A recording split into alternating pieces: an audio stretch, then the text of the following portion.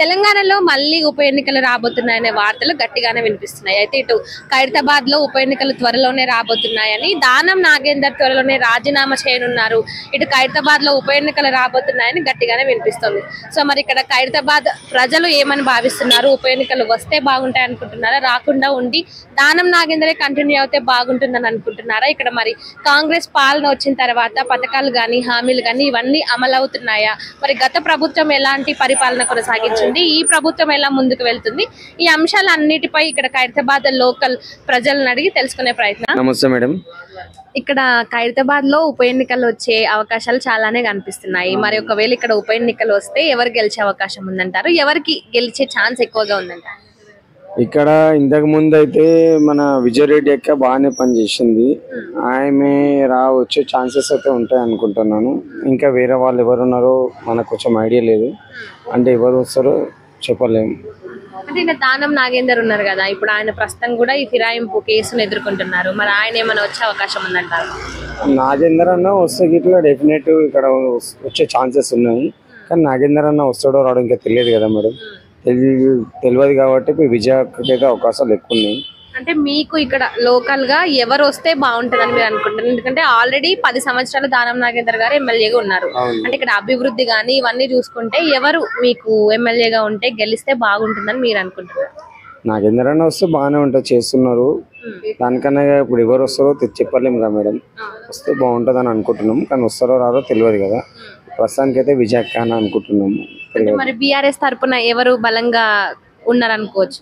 BRS తర్వాత అయితే ఎవరు అక్కడ లేరు మేడం. బీఆర్ఎస్ తర్వాత అయితే ఎవరు కనిపించడం లేదు, చెప్పలేము. ఇక బీజేపీ తరపు నుంచి చింతల నాగేందర్ రెడ్డి అన్న వస్తే బాగుంటుంది అనుకుంటాం. కానీ ఆయన వస్తారో, ఎవరు నిలబడతారో, ఎవరికి అవకాశం ఇస్తారో మనకు అంత ఐడియా లేదు.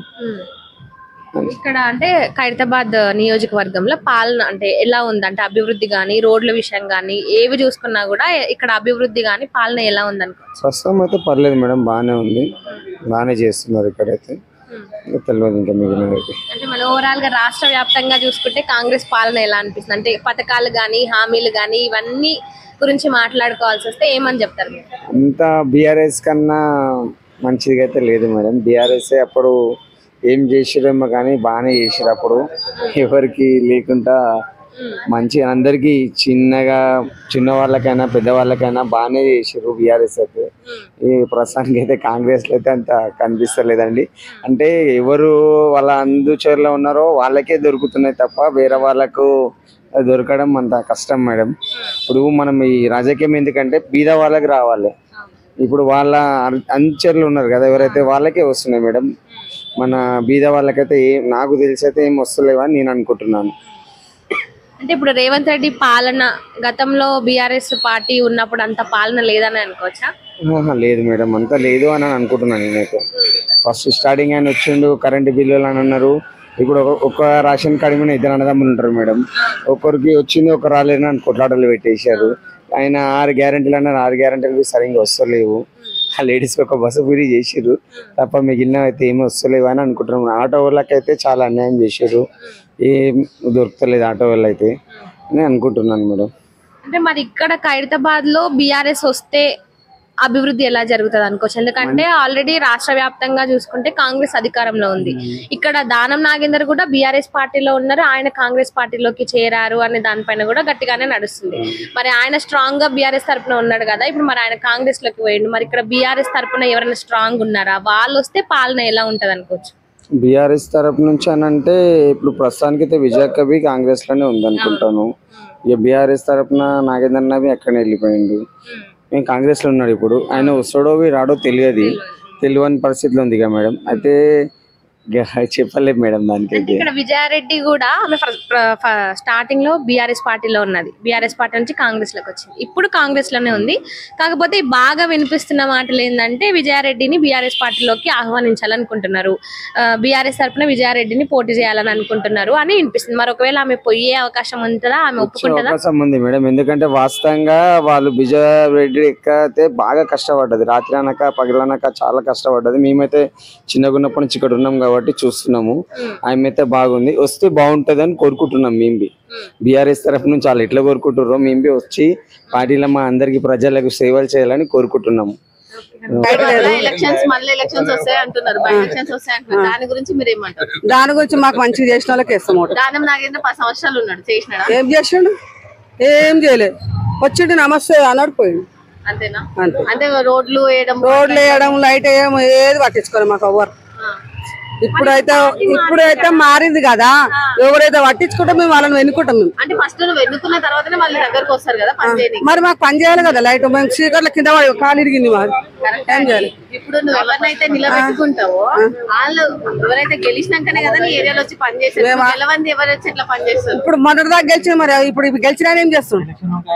ఇప్పుడు గెలిచాడు కదా ఆయన, ఇప్పుడు ఆయన ఏం చేస్తుండు? పార్టీని చూసి మొన్న ఆయన కోటేసినావా లేకపోతే ఆయన మా బస్సుకి మంచిగా చేయాలని ఓటేస్తున్నాం. అవునమ్మా, మా ఓటు హక్కు ఉందని మేము వేస్తాం.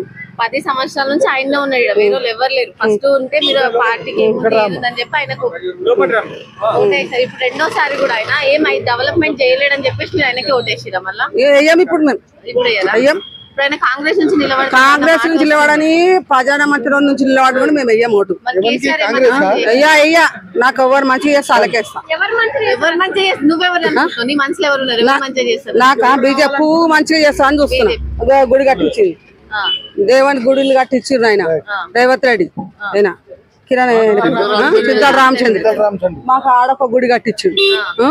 మాకు దేవునికి ఫలితం అయితే మాకు దేవుళ్ళకి మంచిగా చేసిండు. అందరు ఏమంటారు అంటే అసలు తెలంగాణలో బీజేపీ ఉందన్న మాటనే లేదు. అసలు వాళ్ళు అనుకోవచ్చు, మనసుకు అనుకోని వాళ్ళు అనుకోని మేమైతే అనుకోలేము. కేసీఆర్ కూడా ఏం మంచిగా చేయలేదు, ఎవరే మంచిగా చేయలేము. బతుకమ్మ చీరలు బతుకమ్మ చీర ఒక్కడు కూడా చీర లేదు. 2 ఇవ్వాలి, అది ఉన్న చీర కూడా పోయింది, ఒక్కడు కూడా రాలేదు. కేసీఆర్ గారు అన్న అది బుడదో ఒక్క చీర కూడా రాలేదు.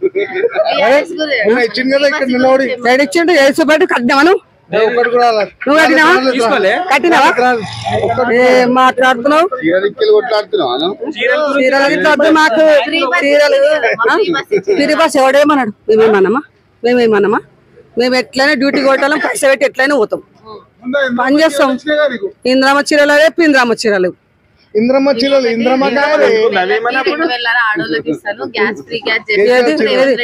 రేవంత్ రెడ్డి చెప్పిండు కదా గ్యాస్ ఇచ్చిండా?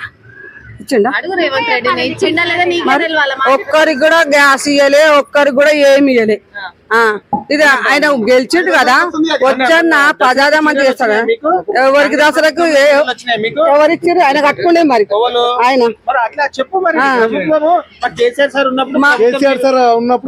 అప్పుడు వచ్చినాయి. ఏం పెంచలే. నా మగని పింఛన్ ఏమన్నా రాస్తలేరు. నాకు డబుల్ బెడ్రూమ్ ఇల్లు లేదు, మాకు సొంత ఇల్లు ఉంది. అప్పుడు ఇంద్రమ్మ పథకంలో ఇచ్చారు. ఇక్కడ ఖైరతాబాద్ కాకుండా వేరే కాన్స్టిట్యూన్సీలలో వచ్చిన వాళ్ళకి మళ్ళీ అదే కరెక్ట్ అన్నమాట. వచ్చిన ఇంత పెద్ద బిల్డింగ్ ఉన్నాను కూడా 2 ఇండ్లు వచ్చినాయి. ఇంత పెద్ద బిల్డింగ్ ఉన్నాను కూడా 2 ఇండ్లు వచ్చినాయి. మరి మా లేని వాళ్ళకి గుడిసిన కానికి ఏం బతకాలి? కిరాయి ఉంటాడు. ఇప్పుడు మేము కిరాయి ఇంక్వైరింగ్ చేసి కిరాయి ఎవడైతే ఉన్నాడో వారికి ఇల్లు ఇవ్వాలి. ఆధార్ కార్డు పెట్టి నీకు ఇల్లు లేదు కదమ్మా, ఇల్లు పని చేస్తున్నావు, నీకు కరెంట్ బిల్లు కట్టుకున్నావు, కిరాయి కట్టుకుంటున్నావు, ఆయనకి ఇల్లు ఇవ్వాలి. అది ఒక పద్ధతి. అంటే ఎన్ని మీటర్స్ ఉన్నాయి? ఇట్లనే చెప్తా నేను. దీపావళి కాదు మాకు, దీపావళిగా దిగుతాడా? ఇంకా 2 సంవత్సరాలు ఏలాలి కదా ఆయన. 2 సంవత్సరాలు మాకు మంచిగా చేయాలి. దిగిపోడు కదా సార్, ఇంకా 2 ఏళ్ళు ఉంది కదా ఆయన ప్రభుత్వం. మరి చేయాలి కదా, మరి మనం కలిస్తేనే అయింది కదా. మరి అట్లాంటి చేయండి. డబుల్ బెడ్రూమ్ దేనికి వచ్చింది? ఎప్పుడు వచ్చింది? డబుల్ బెడ్రూమ్ కట్టింది ఎవరి పేరు? ఆయన కట్టాడు, ఈయన పేరు రాసిండు. ఎవడు? కేసీఆర్ కట్టే ఈయన పేరు రాశాడు. ఎవడు? ఈయన రేవంత్ రెడ్డి అని పేరు పెట్టి మాకు రానేలేదు.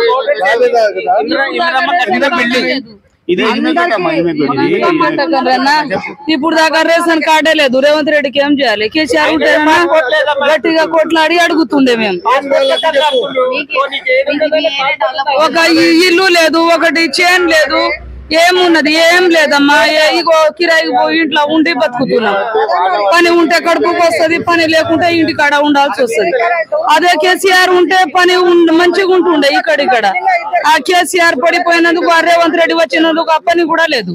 ఆ మోద నష్టమోడు ఎందుకు వచ్చిండో ఏమో. కరెంట్ బిల్లు ఫ్రీ అన్నారా? ముద్దబాచి గవర్నమెంట్ కొలువు ఉన్నోనికి కరెంట్ బిల్లు ఫ్రీ వచ్చింది. మరి మేము కష్టం చేస్తాం, రోడ్డు ఉడిచి బతుకుతున్నాం, మాకు రావాలి కదా. 4 గంటలకు మేము రోడ్డు ఎక్కుతాం, మరి మాకు ఇవ్వచ్చు కదా, ఇవ్వచ్చు కదా మాకు ఇల్లు. అన్ని అప్లికేషన్ పడితే తీసుకపోయి ఆడేసి ఆడ చెత్తకులు పడేసి చూపెట్ట మనం అదే మంత్రి ఈయనకి ఇల్లు లేదు, ఈయనకి ఇల్లు లేదు, నాకు ఇల్లు లేదు, ఆమెకి ఇల్లు ఉంది, ఆమెకి ఇస్తాను చెప్పింది అలాగా, ఇది లైఫ్ అలాగా. నాకు ఇల్లు ఎవరైతే ఇల్లు లేదో ఆధార్ కార్డు కరెక్ట్ గా చూసి ఇల్లు లేదు కదా ఈమెకు అని కరెంట్ బిల్లు అది అన్ని పట్టుకొని కిరాయి బతుకుతుంది ఈమె అని ఆమెకి ఇవ్వాలి, అదొకటి మంచిది.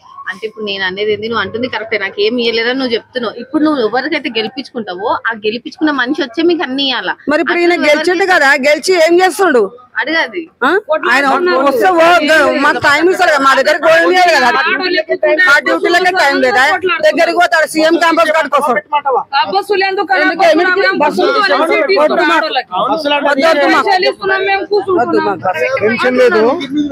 మేము పైసలు ఇస్తున్నాం, మీరెందుకు కూర్చోవాలి, మీరు ఆధార్ కార్డు మీద వస్తున్నారు నిలబడండి అంటున్నారు. ఇప్పుడు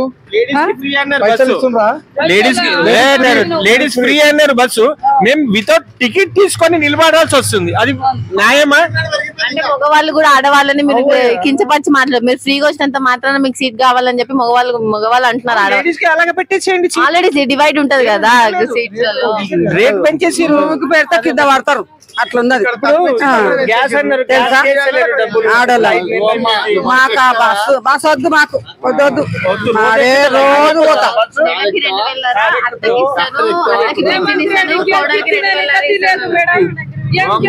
రేవంత్ రెడ్డికి తినని కూడా గతి లేదు ఇంట్లో, ఏదో అది బస్సు ఫ్రీ చేసిండు కానీ ఏం లాభమే లేదు. సన్న బియ్యమ్మా మాకు రేషన్ కార్డే లేదు, సన్న బియ్యం ఎవరు తింటున్నారు? అప్లికేషన్ పెట్టినాం ఇప్పుడు దాకా, పిల్లలు ఇంత పిల్లలు 3 ఉన్నారు పిల్లలు నాకు. ఇల్లు ఈ ఊర్లో ఇల్లు అప్లికేషన్ పెట్టిన కాగితాలు అక్కడ ఏంది అది ఆ ఊరు, అది గవర్నమెంట్, అది కలెక్టర్ ఆఫీస్, ఆడికి పోయి 2 రోజులు ఉపాసం ఉన్నాం, వాళ్ళు తీసుకోలేరు, చింపేసి చెత్త డబ్బుల పడేసినాం. అది వస్తుందని కూడా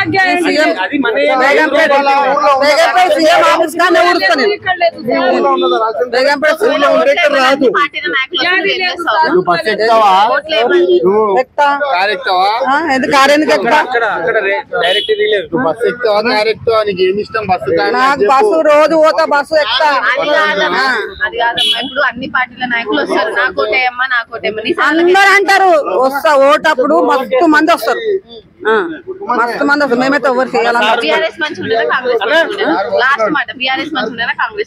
టీఆర్ఎస్ ఉన్నప్పుడు జర కొంచెమన్నా గది కట్టించండు, ఇది కట్టించండు, లైట్లు పోగా లైట్లు వేసాడు, ఇది చేసాడు. కానీ 24 గంటలు ఏడొస్తుంది మాకు, మాకు నడవనిక లైట్ లేదు, గుడి ఉన్నదని ఉన్నది ఇక్కడ మా గల్లె దుడిపో కింద పడి వస్తుంది. వచ్చింది ఎనీ టైం కరెంట్ ఉండే అప్పుడు. నా పేరు అనురాధమ్మ, నాదేమో తప్పు ఉండే చెయ్యి.